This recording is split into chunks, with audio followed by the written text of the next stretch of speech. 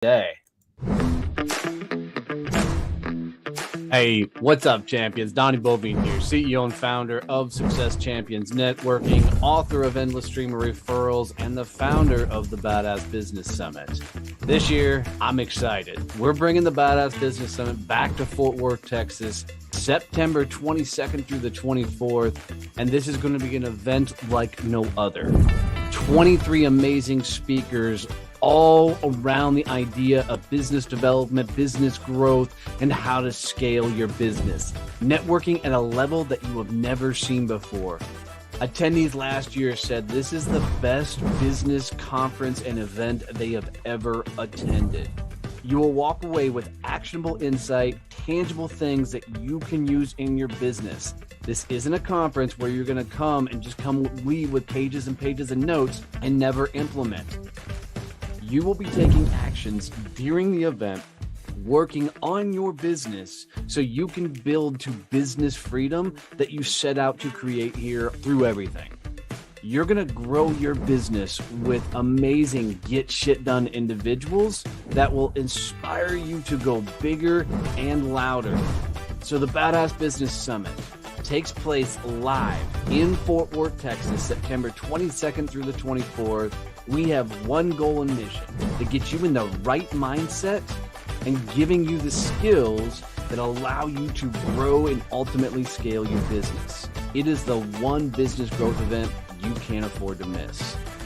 Get your tickets at badassbusinesssummit.com, and we are excited to see you there.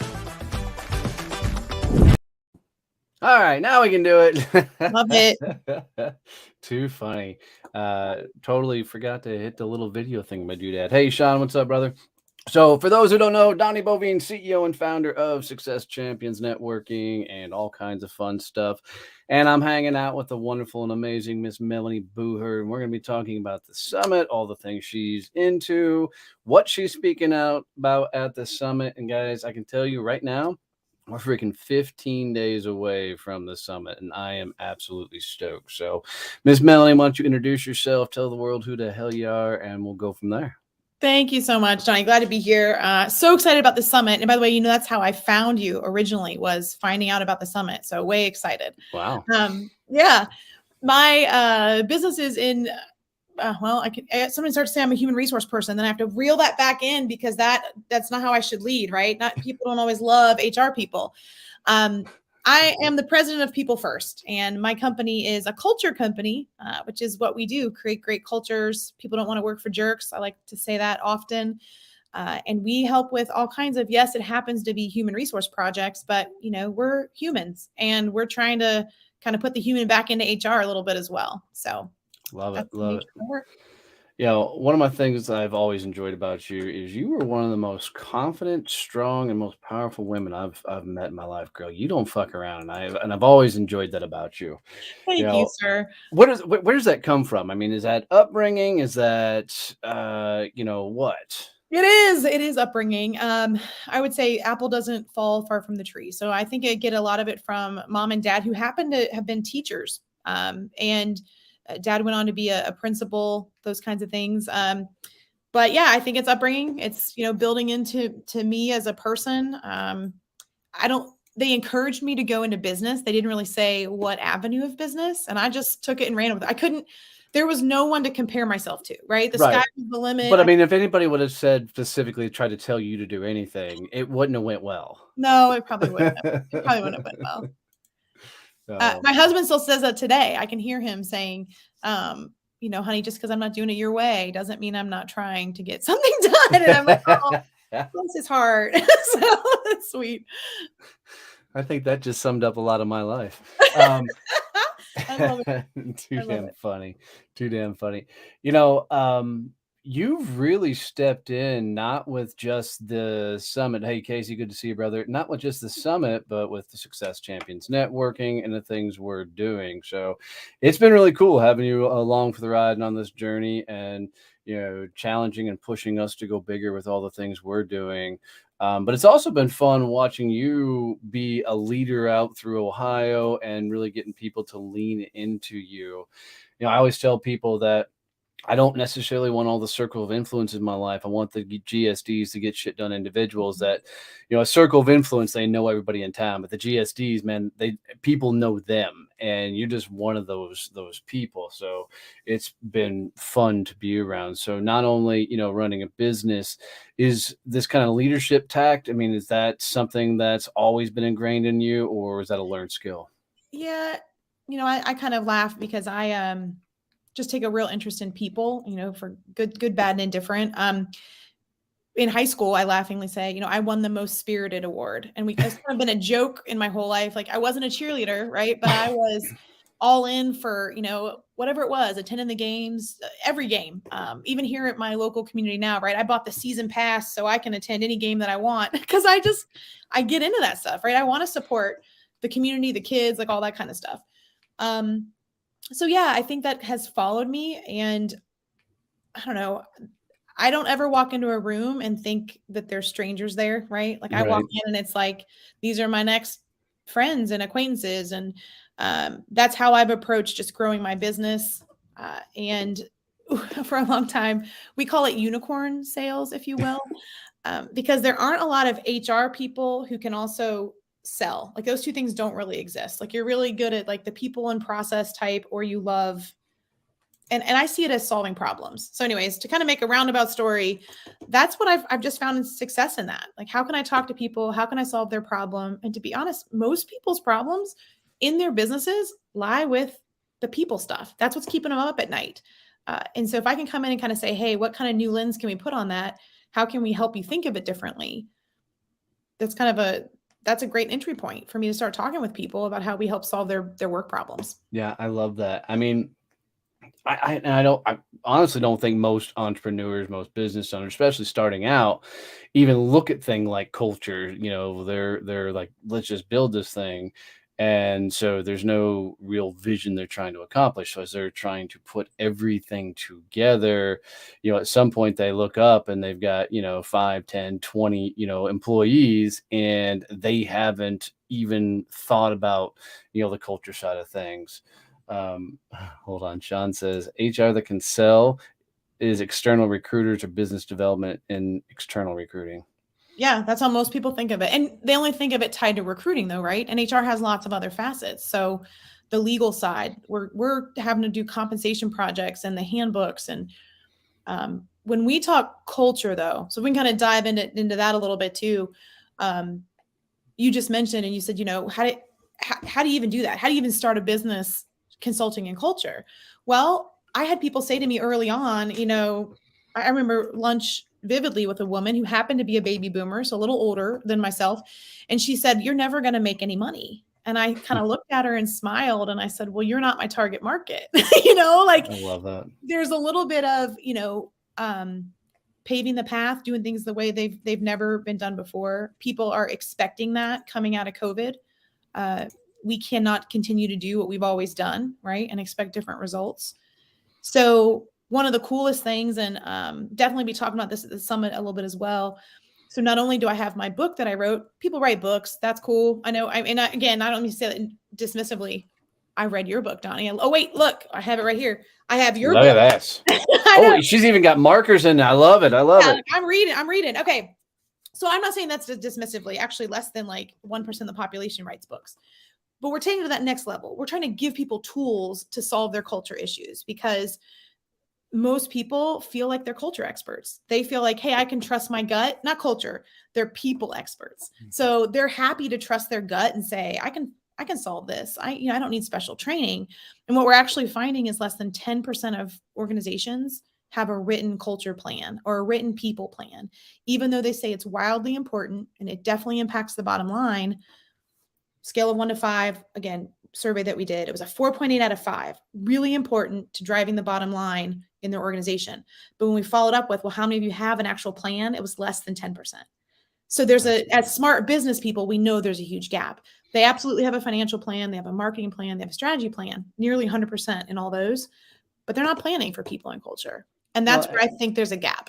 I agree. And I think it stems from, running and gunning and building and all of a sudden looking up and now you've got all these people and you've hired in some cases what you could afford. In other cases, you've hired for the right person, right seat. So you got this hodgepodge of people, and very rarely are your top CEOs, entrepreneur types, the ones that are going to slow down and even think about it.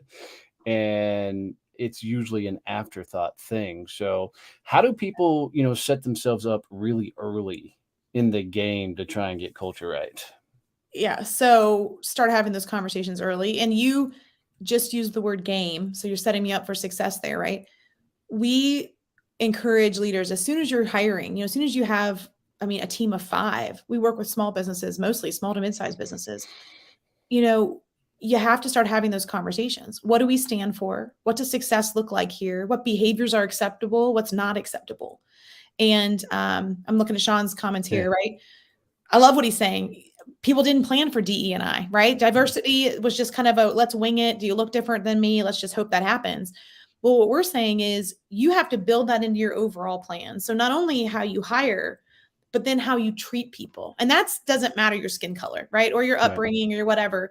We just talk about, and that's why I kind of say we don't work for jerks. Like, people don't want to go back to work, especially after COVID, when they've seen that they can work from home, that they can have flexibility, they can have the elusive work-life balance. So to get it started, start early and be intentional. That's the biggest message that I can send to people is a wing and a prayer is not the plan. And we created a game to make this fun. So if you've ever played Cards Against Humanity, we have a fun game called Cards for Culture that you can play with your leadership teams. And you can start to set that tone.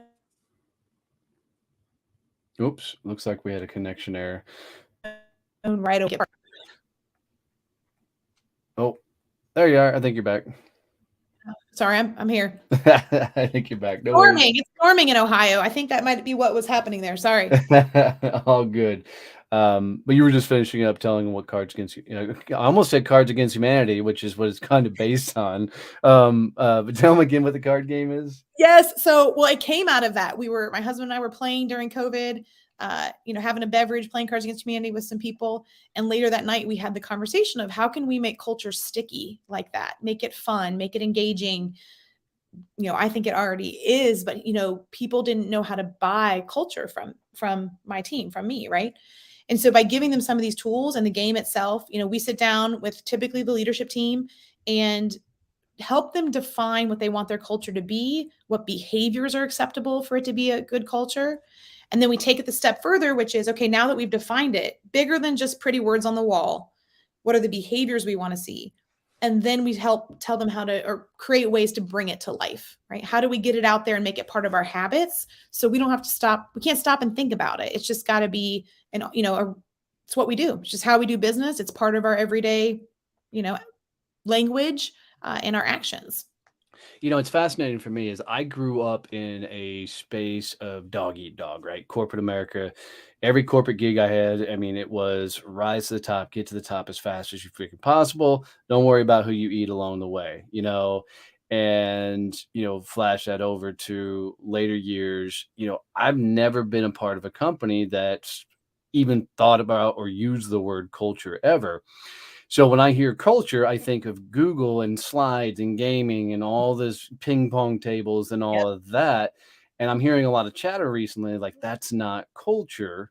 2 seconds, your thoughts and opinions on this whole vibe, because for me, I just want all the people to get along and not be a dicks, right? And if you follow that life is pretty good for me. Yeah. But with most people trying to entertain more, maybe doing more culture work, what are your thoughts on, the ping pong table movement and all that? Yeah, so we make fun of the ping pong table thing because that's like the number one, right? People will say, well, do you have a ping pong table?